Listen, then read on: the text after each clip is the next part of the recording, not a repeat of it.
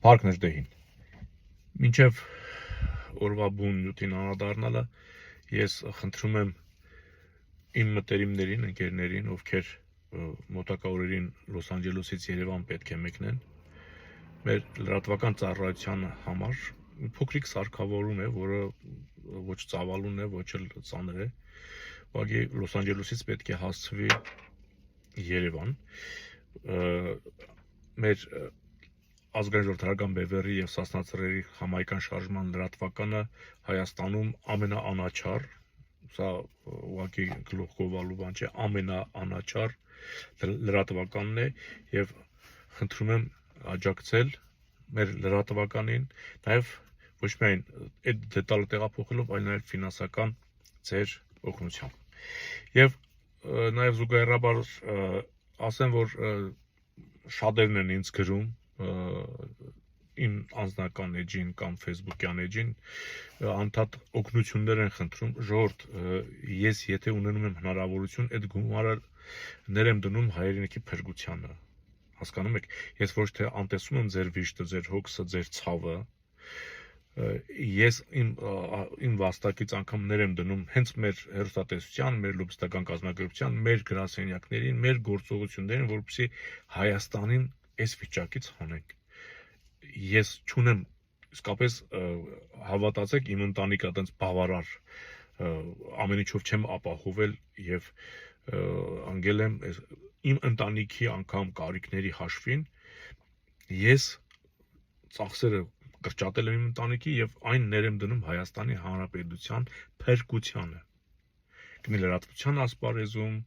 որտեղ ժողովրդի զգալի մասը մոլորված է, խեղված է, նորից արթնացել են նախկին ներկաները, նորից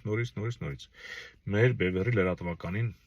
օգնել է պետք։ Իսկ ով կգնա Երևան Լոս Անջելեսից, այդ դետալը կխնդրեի, որ ինքը տեղափոխի Երևան, իրենից դա կվերցնեն, նախապես շնորհակալություն։ Այսօր հոկտեմբերի 27-ն է, ես գրեթե ամեն հոկտեմբերի 27-ի եթեր եմ դուրս գալիս եւ այն խոսքս ուղղում եմ հենց հոկտեմբերի 27-ի այդ չարաբաստիկ օրվան նրա հասցրած վնասներին, նրա մեր ճակատագրի վրա ազդեցություն ունենալու այդ գործոնին եւ այսօր հստակ կարող ենք ասել այսօրվա իրողության պայմաններում ինչի մեջ որ ապրում ենք, ինչ որ տեսնում ենք, հստակ կարելի է ասել Լավրովյան պլանից հետո, Լավրովյան պլանի իրագործումից հետո հստակ կարելի է ասել այդ հոկտեմբերի 27-ի կազմակերպիչը ով էր, որտեղից կազմակերպվեց, ովքեր համագործակցեցին եւ ինչու չբացահայտվեց։ Դե հասկանում ենք, եթե Լավրովը Կրեմլի արտգործնախարարն է, ուրեմն ամեն ինչ եկել է Լավրովի տիրոջից։ Եվ այստեղ անխտիր աջակցություն է ստացել օրվա ՀՀ իշխանության կողմից։ Եվ երբ որ այդ իրողությունը, այդ չարաբաստիկ օրը տեղի ունեցավ, հիշում ենք, որ դրա բացահայտման գործը ես նորից կրկնեմ, մարդը ասեց գյուղական участковին, եթե ցանկանա, ել եմ ասում մեր երկրի ճակատագիրը կամ մեր խարանը բացահայտելու, մեր ցավը վիշտը բացահայտելու, որ այն հետագայում չկրկնվի, իմանանք, դիրապետենք, պայքարենք դրա դեմ, այդ երևույթը մնացել էր գյուղական участковի հույսին։ Հիշում ենք, Ռոբերտ Քոչարյանը ասում էր, եթե ցանկանա, այսինքն պետությունը ոչ մի ազդեցություն չի գործում այդ участковի վրա, որ ասի այդ ցանկացի էլի թողել են ազատ։ Իր կամքով, կուզի, չուզի։ Մենք էլ պետք է նայենք այդ участковին։ Ու իր մոտ հետաքրքիր է, չէ՞, ասենք, սա կրթության նաև որակ է, չէ՞, մարդ ասում է գյուղական участковի։ Իր մոտ գյուղի участковին ու քաղաքի участковին տարբեր կրթական մակարդակ ունեն։ Իր պատկերացմամբ, ասենք, ոստիկանական ակադեմիայում կամ իրավաբանական, եթե իրավաբաններ են այդ участковները իրականում, եթե ունեն համապատասխան կրթություն, չէ՞, մարդիկ կան, կարող է եւ, չգիտեմ, այս որ թիվն է, մարդը սանիտարից գալիս է դառնում ամենակարևոր բույս ծառայողը հանրապետության, առանց կրթության, հասկանում եք, չէ՞, ասենք, էլ մնացածի մասը, սա պայթեցնել է նշանակում երկիրը, քանդել է նշանակում։ Բայց Ռոբերտ Քոչարյանի պատկերացմամբ գյուղական участковին թույլ участковի է, քան քաղաքի։ Ինքը նույնիսկ ուզեցավ ասի, այդ կարգի участковին էլ ուզանա կբացի։ Այդ մարդու պատկերացմամբ երևի այդ իրավաբանական համալսարաններում կամ ոստիկանական ակադեմիայում հատուկ գյուղական участковիների ամբիոն կա եւ կա քաղաքի участковիների ամբիոն։ Այնտեղ այլ բան են սովորեցնում, մյուստեղը այդ են սովորեցնում երևի։ Մարդու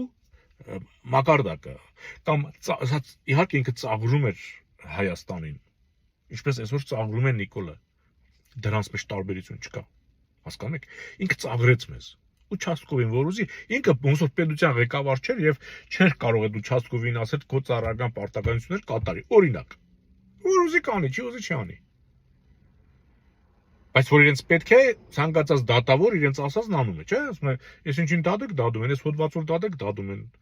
իրենց Քոչարյանի օրից մինչև հիմա այստեղ Նիկոլը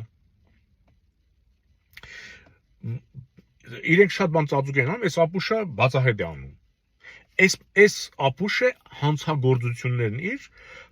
բաց է անում, էլի, ասեք ինքը միշտ հնարավորություն է տվել, որ իրեն դադելու պատասխանատվության ենթարկելուց դեղություն չքաշի։ Այն իրավաբանը, այն քննիչը, որ հետագայում արդար ազնիվ, որ պետք է մեղադրանք ներկայացնի Նիկոլին, չնայած իր անունից դատախազություն շատ գրություններ է գնացել իր դավաճանության հոդված կա իր վրա, չգիտեմ, սահմանադրական կարգը խախտելու, տարատեսակ, դատական պրոցեսներ կան Նիկոլի վրա։ Դե, հասկանում ենք ինչու չի առաջ գնում։ Բայց այն որ Քոչարյանի մտածելակերպն ու սրա մտածելակերպը շատ նման են, դա նշանակում է, որ ռուսական ազդեցությունը դեռ մնացել է։ Եվ չմոռանանք, որ Պուտինը երբ որ Հայաստանին ամբողջությամբ տիրացավ, ինքը տիրացավ նաև հոգևորին, որովհետև այս Գարեգին բնել իր հերթին հենց հոկտեմբերի 27-ով մուտք գործեր, դարձավ կաթողիկոս։ Այս ամեն ինչ էսպես պլանավորած, ինքը միանգամից աշխարհիկ եւ հոգևոր կենտրոնները կառավարեց Պուտինը։ Եվ այսօր այդ աշխարհիկն ու հոգևորն իրար հետ կռվում են Պուտինի բանով։ Տուժում է ժողովուրդը, տուժում է եկեղեցին։